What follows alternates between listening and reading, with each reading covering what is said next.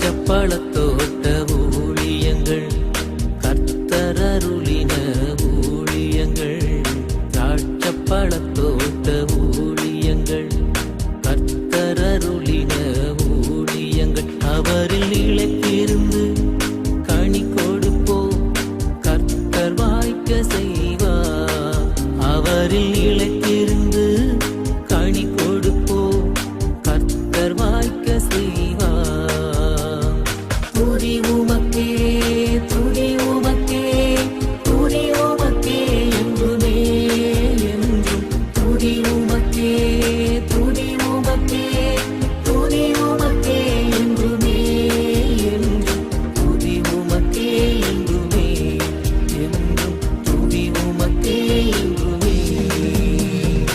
சிறியவனை பொழுதிலிருந்தும் எளியவனை குப்பையிலிருந்தும் எடுத்து உயர்த்தி ராஜாக்களோடும் பிரபுக்களோடும் பந்தியிருக்கச் செய்கிற அருமை ஆண்டவர் இயேசு கிறிஸ்துவின் இனிதான நாமத்தினாலே இந்த சத்தத்தை கேட்கின்ற அனைத்து பிள்ளைகளுக்கும் என்னுடைய அன்பான வாழ்த்துகள். நீங்கள் கோடா கோடியாய் பெருகுவீர்களாக, உங்களுடைய பிள்ளைகள் கோடா கோடியாய் பெருகுவார்களாக என்று வாழ்த்துகிறேன். பிரியத்துக்குரியவர்கள், இந்த நாளிலும் கூட நாம் சிலுவையில் இயேசு பேசிய 7வது வார்த்தையை தியானிக்கும்படியாக வந்து நிற்கின்றோம். இந்த வாரம் முழுவதும் கர்த்தருடைய பெரிதான கிருபையினாலே இயேசு சிலுவையிலே 2 கடைசி மணித்துளிகளிலே சொன்ன அந்த வார்த்தைகளை 7 வார்த்தைகளை நாம் தொடர்ச்சியாக தியானிக்க கர்த்தர் நமக்கு கிருபை பாராட்டினார். கணக்கற்ற ஜனங்கள் இயேசுவை இன்னும் அறியாமல் இருக்கிறார்கள். இயேசுவை அறிந்த ஜனங்களிலே அநேகர் பேர் கிறிஸ்தவர்களாக இருக்கின்றார்கள். ஆண்டவரை தேடுவதில் அவர்களுக்கு ஆர்வமில்லை, ஆலயத்திற்கு செல்வதற்கு அவர்களுக்கு விருப்பமில்லை.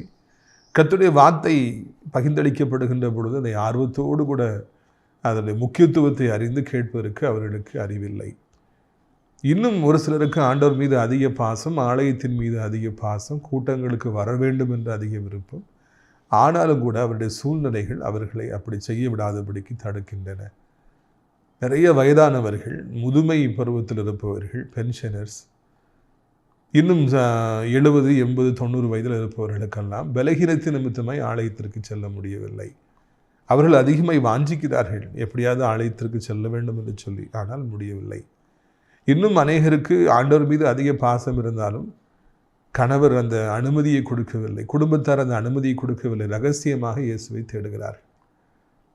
இப்படிப்பட்டவர்களுக்கெல்லாம் எப்படி ஆண்டவருடைய சிலுவையில் பேசப்பட்ட 7 வார்த்தைகளை கொண்டு செல்வது என்று சிந்திக்கிற பொழுது அது இதுதான். தொலைக்காட்சியின் வழியாக, டிவி வழியாக நாம் இந்த வார்த்தைகளை அவர்களுக்கு அருளை செய்கின்றோம். எங்கும் செல்ல வேண்டாம், வீட்டில் இருந்தபடியே அவர்கள் இந்த 7 வார்த்தைகளை குறித்து கேட்கலாம். குட் ஃப்ரைடே, பெரிய வெள்ளி அன்று இன்றைக்கு நாம் இந்த செய்தியை கேட்டுக்கொண்டிருக்கின்றோம். பிரியத்துக்குரியவர்களே, அநேகர் இன்றைக்கு ஆலயத்திற்கு சென்றிருப்பார்கள், அங்கு கர்த்தருடைய வார்த்தையை அவர்கள் கேட்டிருப்பார்கள். ஆனால் நீங்களோ இப்பொழுது அவருடைய வார்த்தையை இந்த தொலைக்காட்சியின் வழியாக கேட்க இருக்கிறீர்கள். கர்த்தருடைய நாமத்திற்கு மகிமை உண்டாவதாக என்று சொல்லி நான் வாழ்த்துகிறேன். பிரியத்துக்குரியவர்களே, இந்த நாளிலும் கூட நாம் இயேசு பேசிய 7வது வார்த்தையை நாம் சிந்திக்க இருக்கின்றோம். 7வது வார்த்தை என்பது மிகவும் முக்கியத்துவம் வாய்ந்தது. ஏனென்றால் இதுதான் கடைசி வார்த்தை. எனவே நீங்கள் முழு கவனத்தோடு கூட கவனிக்கும்படியாக, ஆசீர்வதிக்கப்படும்படியாக உங்களை வேண்டுகின்றேன். ஒருவேளை இந்த நாட்களில் அநேகர் என்னை தொலைபேசியில் அழைத்து, பிரதர், நீங்கள் ஒவ்வொரு நாளும் இந்த கடைசியில் இயேசு பேசி 7 வார்த்தைகளை பிரசங்கம் செய்தது எனக்கு மிகவும் பிரயோஜனமாக இருந்தது என்று சொல்ல கேட்டு நான் ஆண்டவரை துதிக்கின்றேன். வீட்டுக்குரியவர்களே, நம்முடைய ஊழியத்தை குறித்து உங்களுக்கு நான் அறிமுகப்படுத்த விரும்புகிறேன். இது நாசரேத் திராட்சை பழத்தோட்ட ஊழியங்கள், தூத்துக்குடி மாவட்டம் நாசரேத்திலிருந்து சாத்தாங்குளம் போகிற அந்த மெயின் ரோட்டில் 5வது கிலோமீட்டரில் லெஃப்ட் சைடில் 7 ஏக்கர் நிலப்பரப்பில் தேவனுடைய மாளிகை உங்களுக்காக பிரம்மாண்டமாக காத்திருக்கிறது. அங்கு வைத்து 3வது சனிக்கிழமை தோறும் நாம் கூட்டங்களை நாம் நடத்துகின்றோம். திரளான ஜனங்கள் ஆயிரக்கணக்கிலே பங்கேற்கிறார்கள். அனைவருக்கும் தனித்தனியாக ஜெபிக்கப்படுகிறது. அனைவருக்கும் சுவையான விருந்து கூட்டத்தின் இறுதியில் வழங்கப்படுகிறது. அநேகர் விடுதலை பெற்று வருகிறார்கள். நீங்களும் கூட வந்து கூட்டத்தில் பங்கு பெற்று ஆசீர்வதிக்கப்படும்படியாக கேட்டுக்கொள்கிறோம். டிஆர்ஜே கிறிஸ்டபர் ராஜா எனப்பட்ட யூடியூப் சேனலை நீங்கள் சப்ஸ்கிரைப் செய்து கொள்ளுங்கள். அது மாத்திரமல்ல, பெல் பட்டன் அமுக்குங்க. தினந்தோறும் வாட்ஸ்அப் மூலமாக அனுப்பப்படுகிற தமிழ் மற்றும் ஆங்கில 3 நிமிட ஆடியோ செய்திகளை கேட்டு நீங்கள் ஆவிக்குரிய வாழ்க்கையில் வளருங்கள். நீங்கள் கீழே காணப்படுகிற என்னுடைய மொபைல் ஃபோன் நம்பருக்கு நீங்கள் டெக்ஸ்ட் பண்ணுவீர்கள் என்றால் பிரதர் என்னையும் ஆட் பண்ணுங்கள், என் பேர் இது, ஊர் இதுன்னு சொல்லி ரிக்வெஸ்ட் பண்ணுவீங்கன்னா தாராளமாக தினந்தோறும் உங்களுக்கு அனுப்புவதற்கு நான் ஆயத்தமாக இருக்கின்றேன். பிரித்துக்குரியவர்களே, இதோ இயேசு சிலுவையிலே சொன்ன 7வது வார்த்தை. லூக்கா 23வது அதிகாரம் 46வது வசனம். பிதாவே, உம்முடைய கைகளில் என் ஆவியை ஒப்புவிக்கிறேன் என்று மகா சத்தமாய் கூப்பிட்டு சொன்னார். இப்படி சொல்லி ஜீவனை விட்டார். பார்த்தீர்களா? பிதாவே, உம்முடைய கைகளில் என்னுடைய ஆவியை நான் ஒப்புவிக்கின்றேன். இயேசு சிலுவையிலே சொன்ன கடைசி வார்த்தை, அந்த 7வது வார்த்தை, பிதாவே, உம்முடைய கைகளில் என் ஆவியை ஒப்புவிக்கிறேன். Father, into your hands I commit my spirit. ஒரு கடுமையான போராட்டம் நிறைவுக்கு வருகிறது. ஏறக்குறைய 6 மணி நேரமாக இயேசு சிலுவையிலே அவர் அப்படியே தொங்குகின்றார். 6 மணி நேரமாக அவர் தொங்குகின்றார். அவருடைய உடம்பு முழுவதும் காயங்கள். இரவு முழுவதும் அவரை விசாரணைங்கிற பேரில் அங்கிங்குமாய் அழைத்து, செவிட்டிலே அடித்து, தாடி மயிரை பிடுங்கி, அவர் முகத்திலே துப்பி, அவரை தலையிலே கொட்டி, நீ யாரென்று சொல், உன்னை அடித்தது யாரென்று ஞான திருஷ்டியில் சொல்லி தீர்க்கதரிசி அல்லவா என்று அவரை வேதனைப்படுத்தி பரியாசம் செய்து, அவரை வாரினாலே அடித்து அவரை இழுத்து சென்றார்களாம். இயேசுவை அடித்த அந்த வார் நீளமாக இருக்கும். அந்த முடிவில் ஏறக்குறைய 12 பிரிவு இருக்கும். அந்த பிரிவில் அப்படியே முள்ளாக அந்த ஆணி மாதிரி இல்லைன்னா முள் மாதிரி அந்த இரும்பு கம்பிகள் இருக்கும். ஒவ்வொரு தடவை அடிக்கும் பொழுதும் அந்த 12 அந்த அந்த இரும்பு முள்களும் அப்படியே இயேசுவோட சதையை பித்து கொண்டு வரும். 39 அடிகள் இயேசுவை இப்படியாக அடிப்பாங்க. 40 அடி அடிக்கக்கூடாதுன்னு சொல்லி யூதருடைய சட்டத்தில் இருக்கிறது. எனவே 39 தடவை அப்படி வாரினால் அடித்த பொழுதும் இயேசுவை 12 அந்த முட்களும் பிடித்து அப்படியே அவருடைய முதுகை ஒரு உழுத நிலம் போல மாற்றிட்டுன்னு சொல்லி நாம் பைபிளில் வாசிக்கின்றோம். அவ்வளவு கொடூரமாய் அவரை அடித்து சதையெல்லாம் பித்து எலும்புகள்லாம் தெரிந்த அளவிற்கு அவரை கொடுமைப்பட இரத்தமாய் ஓடுகிறது. அவர் அடிதாங்க முடியாமல் விழுந்து கிடக்கின்றார். அதன் பிறகு அவரை சிலுவையில் அடியும்படியே ஒப்பு கொடுத்த பிறகு ஏறக்குறைய 150 கிலோ எடையுள்ள அந்த மிகப்பெரிய சிலுவையை அவர்கள் தூக்கி சுமக்கும்படியாக, இயேசு தூக்கி சுமக்கும்படியாக கட்டாயப்படுத்துகிறாங்க. ஏற்கனவே அடித்து ரத்தமெல்லாம் போய் அவர் அப்படியே பரதாமாய் விழுந்து கிடக்கிறார். எழும்பி கூட நிற்க முடியவில்லை. எப்படி 150 கிலோ எடையுள்ள அந்த சிலுவையை தூக்கி சுமக்க முடியும்? தள்ளாடி கீழே விழுகின்றார்.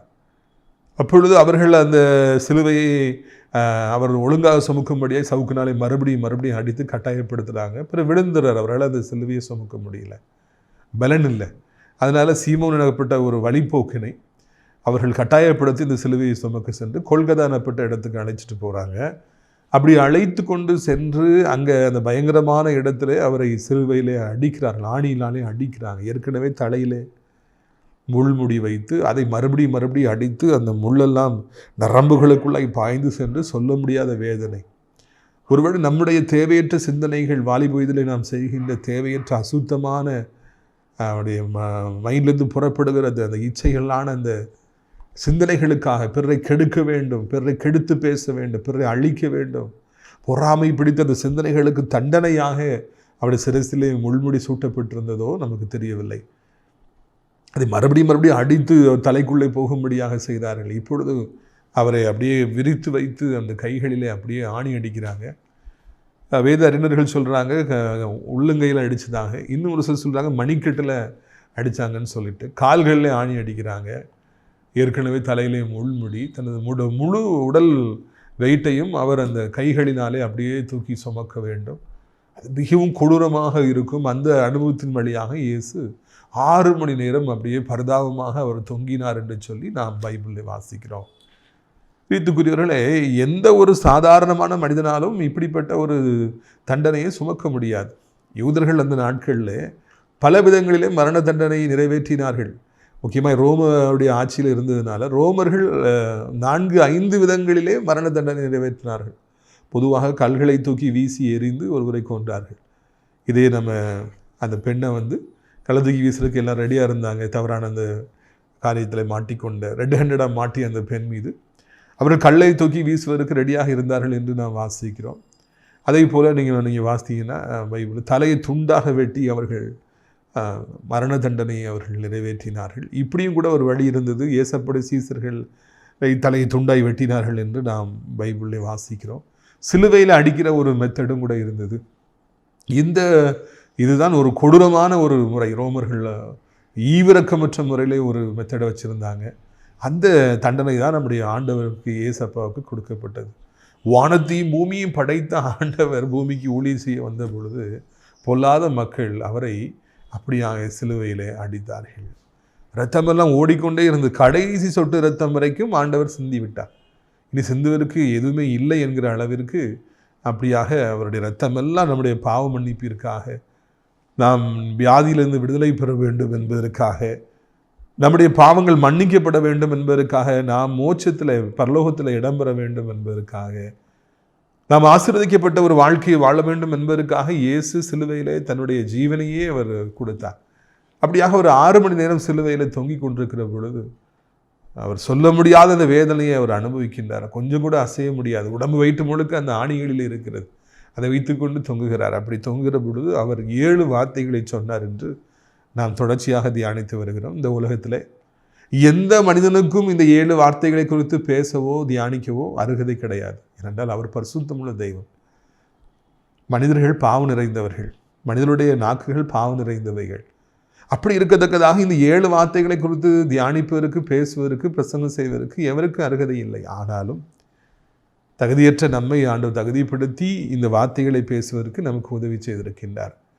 பிரித்துக்குரியவர்களை, இந்த 7 வார்த்தைகளை நாம் 7 பூக்களாக நாம் சித்தரிக்கின்றோம். இயேசு சிலுவையில் தொங்கிய பொழுது 7 பூக்களை அவர் வீசினார் என்று ஒவ்வொரு நாளும் நாம் தியானித்து வருகிறோம். உங்களுக்கு ஞாபகம் இருக்கும் என்று நினைக்கிறேன். முதல் பூ என்ன பூ என்று சொல்லி பார்க்கும் பொழுது, father you forgive them for they don't know what they are doing. பிதாவே இவர்களுக்கு மன்னியும், இவர்கள் தாங்கள் செய்வது இன்னதென்று அறியாதிருக்கிறார்கள் என்று சொல்லி முதல் பூ ஆகிய மன்னிப்பை தன் எதிரிகளுக்கும் ஆண்டவர் வீசினார்.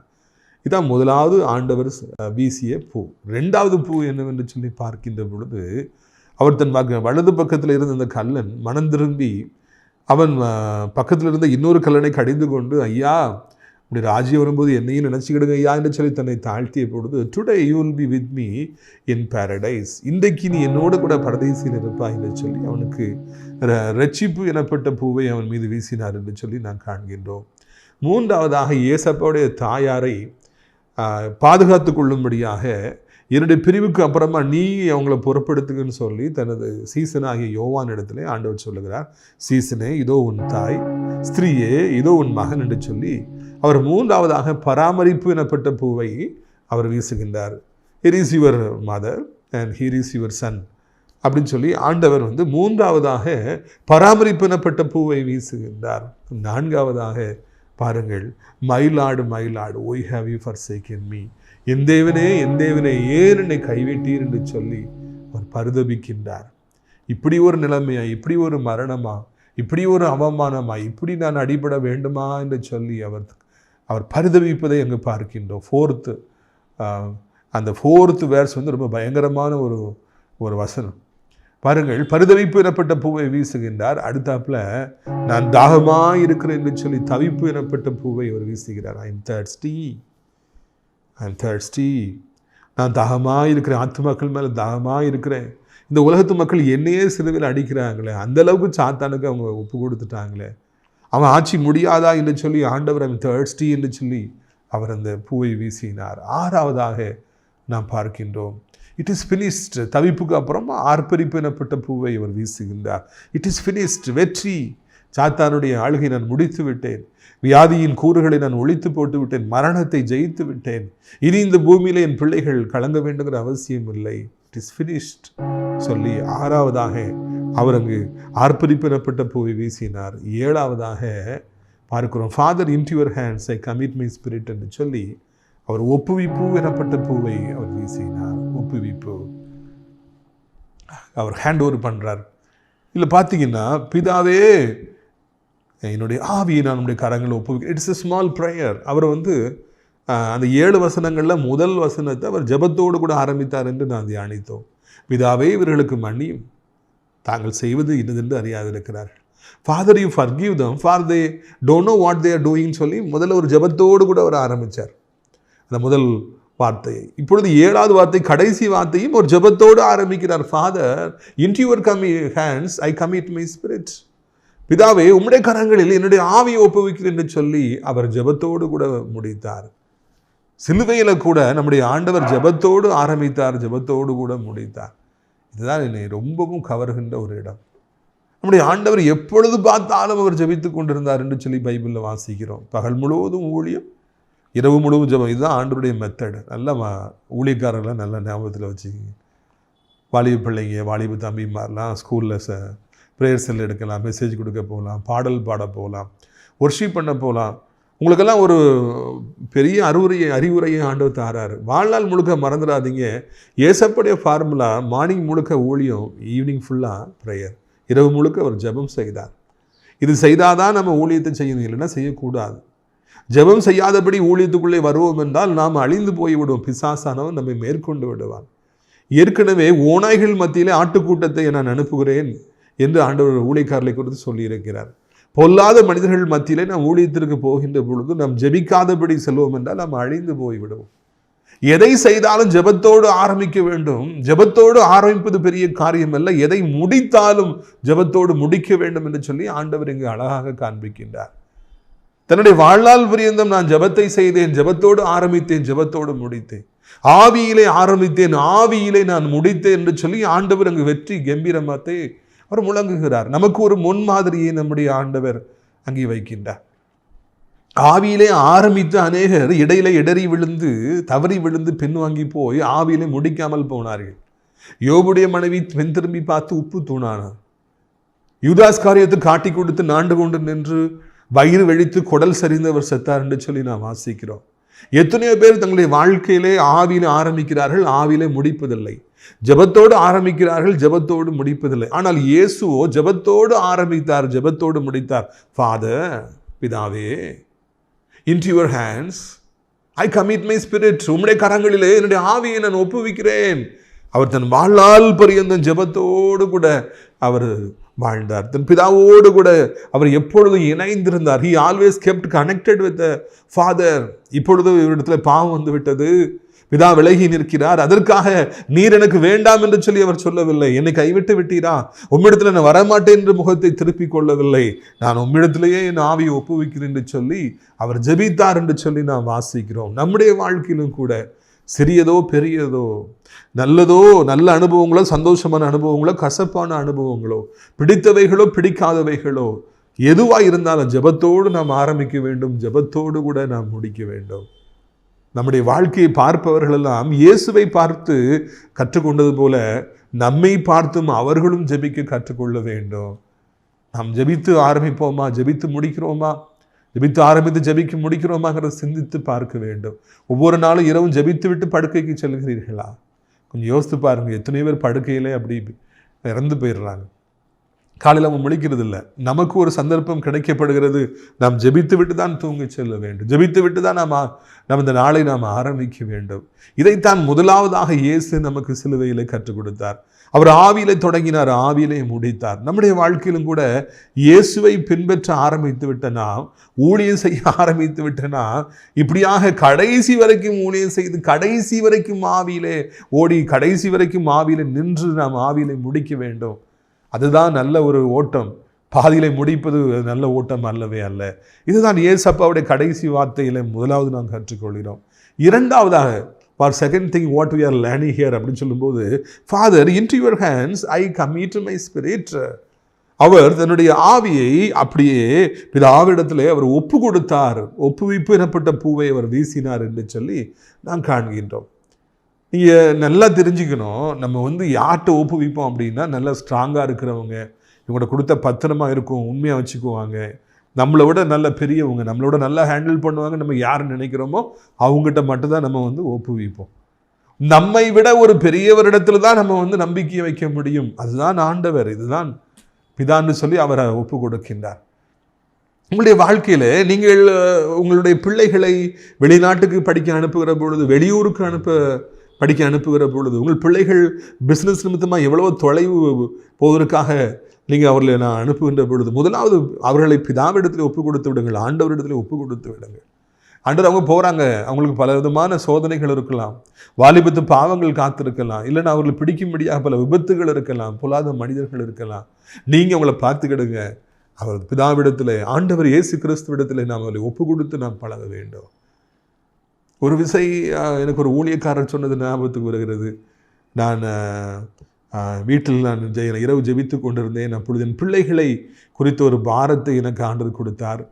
அவங்கள அன்றைக்கி இரவு எனக்கு ரொம்ப டிஸ்டர்பன்ஸாக இருந்தது. உடனே நான் ஆண்டவர் அவர்கள் எல்லாம் உங்களுடைய கையில் ஒப்பு கொடுக்குறேன்னு சொல்லி ஜெபம்ட்டு படுத்தேன். எனக்கு ஒரு மன குழப்பமும் வரல, எல்லாம் தூங்கிட்டேன். மறுநாள் என் பிள்ளைகளை கேட்கின்ற பொழுது இரவு நேரத்தில் ஒரு பாம்பு அந்த பக்கமாக வந்திருக்கிறது. அதை உள்ளே அவர்களை தீண்ட வேண்டும் வருகிற பொழுது யாரோ ஒருத்தர் பார்த்து அடித்து கொண்டு விட்டார் என்று சொல்லி அவர்கள் சொன்னார்களாம். பார்த்தீங்களா, ஆண்டவர்கிட்ட நம்ம பிள்ளைகளை ஒப்பு கொடுத்து, நம்ம எந்த ஊர்லேயும் இருக்கட்டும், என்ன பிஸ்னஸும் பண்ணட்டும், என்ன படிப்பும் அவர்கள் படிக்கட்டும், அவருடைய வாழ்க்கை நிலைமைகள் எப்படினாலும் இருக்கட்டும், நம்ம ஆண்டவர்கிட்ட ஒப்பு கொடுத்துட்டோம், ஏசப்பாட்ட ஒப்பு கொடுத்துட்டோம், அவர் பார்த்துக்குவார். அதுக்கு பிறகு நம்ம கலங்க வேண்டுங்கிற அவசியம் இல்லை, பயப்பட வேண்டுங்கிற அவசியம் இல்லை. பிள்ளைகள் பின்னாலே போக முடியுமா? வாலிய பிள்ளையில வளர்க்குற பெற்றோர்களை நீ கலங்காதீங்க, வாலிய பிள்ளை நினச்சி பயப்படாதீங்க. நீங்கள் பின்னாலே போக முடியாது, எப்பவும் பார்க்க முடியாது. பிள்ளைகள் மொபைல் ஃபோனுக்கு அடிமையாக இருக்கலாம், போதைக்கு அடிமையாக இருக்கலாம். நம்ம எவ்வளவோ முயன்றும் அவர்கள் மனம் திரும்பாதவர்களாக இருக்கலாம், அவர்களை கண்ட்ரோல் பண்ணவே முடியாமல் போகலாம். அப்போ நீங்கள் இப்போ தாட்ட ஒப்பு கொடுத்துருங்க, ஏசப்பாட்ட ஒப்பு கொடுத்துருங்க. நான் எவ்வளோ முயற்சி செய்து பார்த்து விட்டேன், என் பிள்ளைகளை சரி செய்ய முடியவில்லை, இன்னும் நீங்கள் பார்த்துக்கிடுங்கப்பான்னு சொல்லி அவர்களை நீங்கள் ஆண்டவரிடத்துல ஒப்பு கொடுத்து விடுங்கள். நம்முடைய வாழ்வில் இந்த ஒப்பு கொடுக்கிற அனுபவம் இல்லாதபடி நாமே நம்முடைய பிரச்சனைகளை சுமக்கிறபடினால்தான் நம்ம அநேக நேரங்களிலே வாழ்க்கையில ஏமாந்து போய் விடுகிறோம். நம்மளால கொஞ்சம் தான் சுமக்க முடியும். நம்முடைய பலன் மிகவும் குறுகியதுன்னு சொல்லி பைபிளில் வாசிக்கிறோம். குறுகிய பலனை வைத்துக்கொண்டு நான் அதை சுமக்கிறேன், இதை சுமக்கிறேன், அதை சுமக்கிறேன், அதை சுமக்கிறேன் நம்ம சொல்லுவோம் என்றால் நாம் ஏமாந்து போய் விடுவோம். நமக்கு இருக்கிற கொஞ்ச பலத்தில் நமக்கு என்ன முடியுமோ அதை மாத்திரம் நான் சுமப்போம். Don't bite more than you chew. ஏனைய காரியங்களை ஆண்டவர்கிட்ட ஒப்பு கொடுத்துடுங்க. நீங்கள் பார்த்துக்கிடுங்கப்பா, என் பிஸ்னஸில் எவ்வளவோ நான் ட்ரை பண்ணி பார்க்குறேன், இவ்வளோதான் என்னால் முடியும். ஏனைய காரியங்களை நீங்கள் பார்த்துக்கிடுங்க, உங்களுடைய கையில் ஒப்பு கொடுக்குறேன். ஊழியத்தில் எவ்வளவோ ஓடி ஓடி உழைச்சி பார்க்குறேன், எவ்வளவோ என் கையில் இருக்கிற பணத்தெல்லாம் போட்டு செலவழிச்சு பார்க்குறேன், ஜனங்களை சந்திப்பதற்கு எவ்வளவோ முயற்சி எடுத்து பார்க்குறேன், என்னெல்லாமோ செஞ்சு பார்க்குறேன். இதுக்கு மேலே உள்ள காரியங்களை நீங்கள் பொறுப்பெடுத்துக்கிடுங்கப்பா என்று சொல்லி நம்ம அவர்கிட்ட ஒப்பு கொடுத்து விடுவோம் என்றால் நம்முடைய வாழ்க்கையில் வெற்றி பெறுவோம். பிரியத்துக்குரியவர்களே, நிறைய பேர் தங்களுடைய வாழ்க்கையில் இந்த ஒப்பு கொடுக்குற அனுபவத்தை பற்றி அவர்களுக்கு தெரியாதபடினால்தான் சோர்ந்து போகிறாங்க. பெற்றோர்களே, வயசான காலத்தில் இருக்கீங்களா? என் காலத்துக்கு பிறகு என் பிள்ளைகளை யார் பார்ப்பாங்கன்னு சொல்லி தெரியாமல் நீங்கள் தவிச்சிக்கிட்டு இருக்கீங்களா? நீங்கள் பயப்படுங்கிற அவசியம் இல்லை. நீங்கள் போகும்போது உங்களுடைய பிள்ளைகளை கொண்டு போட்டுட்டு போகணும்னு சொல்லி நீங்கள் நினைக்கிற அவசியம் இல்லை. அப்பா, நீர் ஒப்பு கொடுத்தது போல், நம்முடைய ஆவி ஒப்பு கொடுத்தது போல் என் பிள்ளைகளை உம்மிட்ட நான் ஒப்பு கொடுக்குறேன், நீங்கள் பார்த்துக்கிடுங்க. இதுதான் நீங்கள் உங்கள் பிள்ளைகளுக்காக ஜெபித்து விட்டு செல்ல வேண்டிய ஜெபம். அப்போ ஆண்டவர் பார்த்துக்குவார். அவங்களை எப்படி நடத்தணும், எப்படி பாதுகாக்கணும், எப்படி கடைசி வரைக்கும் கொண்டு போகணும், யாரை கூட வைக்கணுங்கிறதெல்லாம் ஆண்டவருக்கு நல்லா தெரியும். அதை நீங்கள் மறந்துவிடக்கூடாது என்று சொல்லி உங்களை நான் அன்போடு கூட அழைக்கின்றேன். பிரியத்துக்குரியவர்களே, இதுதான் இரண்டாவதாக நம்முடைய ஆண்டவர் அங்கு செய்த காரியம் என்று சொல்லி நாம் அறிந்து கொள்கிறோம். மூன்றாவதாக, thirdly, what we are learning from our Lord and the seventh words. 7வது வசனத்திலிருந்து மூன்றாவதாக நாம் கற்றுக்கொள்கிற காரியம் என்ன என்று நாம் இப்பொழுது பார்க்க இருக்கிறோம். Father, into your hands I commit my spirit. இதில் பார்த்தீங்கன்னா அவர் சொல்கிறாரு, உம்முடைய கைகளில் என் ஆவியை ஒப்புவிக்கிறேன். அவர் மரணத்தை எப்படி சந்திக்க வேண்டும் என்று சொல்லி அவர் அழகாக கற்றுக் கொடுக்கின்றார். ஒவ்வொரு நாளும் எத்தனை பேர் மறித்து போயிட்டு இருக்கிறாங்க. பாவிகளிலிருந்து, பரிசுத்தவான்களிலிருந்து, நல்லவங்களிலிருந்து, கெட்டவங்களிலிருந்து, பெரியவங்களிலிருந்து, சின்னவங்களிலிருந்து எத்தனை பேர் மறித்து போகிறாங்க. மரண பயம் எல்லோரையும் மாட்டி வதைக்கின்றது. மரணத்தை ஒருவரும் விரும்புவதில்லை, கசப்பான ஒன்று. அதை எப்படி சந்திப்பது என்பதை ஆண்டவர் அங்கு கற்றுக் கொடுக்கிறார். பிதாவே, உம்முடைய கைகளில் என் ஆவி ஒப்புக்குறேன், நான் மூட போகிறேன், கண்ணை மூட போகிறேன். எனக்கு இப்போ இந்த பூமியை விட்டு பிரிஞ்சு போக வேண்டிய நேரம் வந்துருச்சு, உம்முடைய கையில் என் ஆவி ஒப்புக் கொடுக்குறேன்னு சொல்லி மறிப்பது எப்படி, மரணத்தை தழுவுவது எப்படி என்று சொல்லி ஆண்டவர் கற்றுக் கொடுக்கின்றார். வித்துக்குரியவர்களே, நாம் மறிக்கிற நேரத்தில், மரணம் பக்கத்தில் வந்துவிட்டது என்று நாம் அறிந்த அந்த நேரத்தில், பிதாவே உம்முடைய கைகளில் என் ஆவி ஒப்புவிக்கிறேன். 23 வருடங்களுக்கு முன்பதாக நான் வாலிப காலத்தில் இருந்த பொழுது எனது கண்களுக்கு முன்பதாக எங்கள் அப்பாவுடைய உயிர் பிரிந்து போய் கொண்டிருக்கிறது. உடனடியாக நான் சொன்ன வார்த்தை தான், அப்பாவுடைய ஆவியை பிதாவை உம்முடைய கரங்களில் நான் ஒப்புவிக்கின்றேன். ஆண்டவர் எனக்கு கற்றுக் கொடுத்திருந்தார் எப்படி அந்த மரணத்தை சந்திக்க வேண்டும் என்று சொல்லி. என் தகப்பனுக்கு ஆண்டவரை பற்றி தெரியவில்லை. எனவே நான் அவர் சார்பாக ஆவியை பிதாவுடைய கையில் ஒப்பு கொடுத்தேன். இன்றைக்கு வரைக்கும் அப்பா பரலோகத்தில் இருக்கிறாங்கிற நம்பிக்கை எனக்கு இருக்கிறது. யாராக நீங்கள் இருந்தாலும் சரி, ஒரு நாளிலே மரணம் வரும். அந்த மரணத்தை சந்திக்க பயப்பட வேண்டாம். பிதாவே உம்முடைய கைகளில் ஆவி ஒப்பு கொடுக்குறேன்னு சொன்ன உடனே ஆண்டவர் பிதா அந்த ஆவியை பரலோகத்துக்கு எடுத்து செல்றார். நிறைய பேர் அப்படி ஒப்பு கொடுக்காதனால தான் அசுத்த ஆவிகள், அகால மரணமடைந்த ஆவிகள் எல்லாம் அவருடைய அந்த மரித்து போய்களுடைய ஆவியை பாதாளத்துக்கு எடுத்து செல்லுகின்றன. நாம் பிதாவிடத்தில் ஒப்பு கொடுத்தால் நாம் ஒன்றும் கவலைப்பட வேண்டிய அவசியம் இல்லை என்று சொல்லி தெரிந்து கொள்கிறோம். கடைசியாக நான்காவதாக நாம் இங்கு கற்றுக்கொள்கிற பாடம், father into your hands I commit my spirit. பிதாட்ட அவர் ஒப்பு கொடுக்கும் பொழுது அவர் அந்த ஒப்புவிப்பிடப்பட்ட பூவை வீசுகின்ற பொழுது நாம் கற்றுக்கொள்கிற காரியம், no one in the world, no one in the earth has ever never done that. ஒரு பொழுதும் இந்த காரியத்தை செய்ததில்லை. தன்னுடைய ஆவியை பிதாவிடத்தில் ஒப்பு கொடுத்து எவரும் மறிக்கவில்லை. அதுதான் நம்ம கற்றுக்கொள்கிறோம். ஆண்டவருடைய பிள்ளையாக நாம் வாழுகிற பொழுது இந்த பூமியிலே எவரும் செய்திராத சாதனைகளை நாம் செய்வோம். இதுதான் முக்கியமான ஒரு காரியம். 7 வசனங்களை நாம் கேட்டோம். 7வது வசனத்தில் கடைசியாக நமக்கு தரப்படுகிற ஆசீர்வாதம், இந்த பூமியில எந்த மனிதனும் ஒரு பொழுதும் செய்திராத காரியங்களை நாம் செய்வோம். நம்முடைய அப்பா அப்படிதான் செஞ்சாங்க. யாருக்கும் தெரியல மரணத்தை எப்படி சந்திக்கணும்னு சொல்லிட்டு. ஆனால் ஏசப்பா அதை அழகாக செஞ்சு காமிச்சாங்க. நாமும் கூட இந்த பூமியில் எவரும் செய்திராத சாதனைகளை நாம் செய்வோம் என்று சொல்லி இந்த நாளில் நம்முடைய ஆண்டவர் நமக்கு கற்றுக் கொடுக்கிறார். பிரியத்துக்குரியவர்கள், எல்லாரும் செய்கிறதுக்காக ஆண்டவர் நம்மளை அழைக்கலை. நான் ஊழியத்துக்குள்ள வரணும்னு சொல்லி ஏசப்பா என்னை அழைச்ச பொழுது நான் தான் சொன்னேன், எல்லாரும் செய்கிற ஊழியத்தை காப்பி அடித்து எல்லாரும் செய்கிற ஊழியத்தை போல நானும் செய்கிறேன், நானும் ஒரு ஊழியக்காரன் சொல்வதற்காக நான் வரவில்லை. என்னை நீர் உடைய சித்தம் போல பயன்படுத்தும், உடைய விருப்பம் போல பயன்படுத்தும். எவரும் செய்திராத காரியங்களை என்னை விசுவாசிக்கிறவன் செய்வான் என்று சொல்லி சொன்னீங்களே, அதன்படி செய்யுங்க என்று சொல்லி சொன்னேன். ஆண்டவரிடத்தில் கேட்டுக்கொண்டேன். இன்றைக்கு வரைக்கும் அவர் அப்படியே செய்து வருகிறார். பிரியத்துக்குரியவர்களே, இந்த வார்த்தையை கேளுங்கள். வாலிப பிள்ளைகளே, வாலிப தம்பிமார்களே கேளுங்கள். நீங்கள் இயேசுவுடைய வாழ்க்கையை அர்ப்பணிக்கிற பொழுது, உண்மையும் உத்தமமாய் அவரை பின் செல்கிற பொழுது, உங்கள் இதயத்தை அவரோடு எப்பொழுதும் இணைத்திருக்கின்ற பொழுது, when you are always kept connected with the Almighty God, He will make you to do the things that have never been done by any human being in the world. வாலிபர்களே, இந்த உலகத்தில் எவரும் செய்திராத சாதனைகளை நீங்கள் செய்யும்படியாக ஆண்டவர் இயேசு கிறிஸ்து உங்களுக்கு உதவி செய்வார். படிப்பாக இருக்கட்டும், பிஸ்னஸாக இருக்கட்டும், விளையாட்டாக இருக்கட்டும், இல்லாவிட்டால் ஊழியமாக இருக்கட்டும், என்ன காரியம், சின்ன காரியம் பெரிய காரியமாக இருக்கட்டும், இந்த உலகப்புறமான காரியங்களாக இருக்கட்டும், ஆவிக்குரிய காரியங்களாக இருக்கட்டும், எவரும் செய்திராத காரியங்களை நீங்கள் செய்யும்படியாக இயேசு உங்களுக்கு உதவி செய்வார் என்பதை அறிவித்துக் கொள்ளும்படியாக விரும்புகிறேன். சாதாரண காரியங்களில் கூட வெற்றி இல்லாமல் இருக்கீங்களா? சின்ன சின்ன காரியங்களில் கூட தோற்று போயிட்டு இருக்கீங்களா? உங்களுக்கு பின்னால் இருக்கவங்களாம் உங்களை முந்திட்டு போயிட்டு இருக்காங்களா? இயேசுவண்டை வாருங்கள். இயேசுக்கு உங்களுடைய வாழ்க்கையை ஒப்பு கொடுத்து பாருங்கள். அப்பொழுது ஆண்டவர் உங்களுடைய வாழ்க்கையிலே மிகப்பெரிய காரியங்களை, நீங்கள் இதுவரைக்கும் இந்த பூமியில எந்த மனிதனும் செய்திராத காரியங்களை நீங்கள் செய்யும்படியாக உங்களுக்கு உதவி செய்வார்.